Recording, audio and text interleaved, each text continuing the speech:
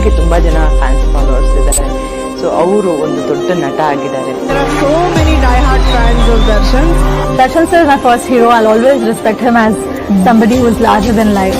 Darshan sir, yes, ಖಂಡಿತವಾಗ್ಲೂ I would really like to call him as my godfather.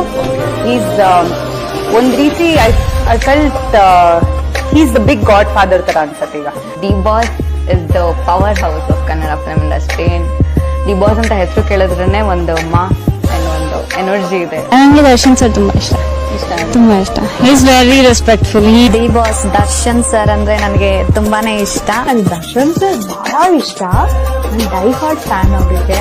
ನನ್ಗೂ D boss ತುಂಬಾ ಇಷ್ಟ. D boss ಅಂದ್ರೇನೆ explain ಮಾಡಕ್ ಆಗಲ್ಲ. ಡಿ ಬಾಸ್ ಅಂದ್ರೇನೆ ಡಿ ಬಾಸ್.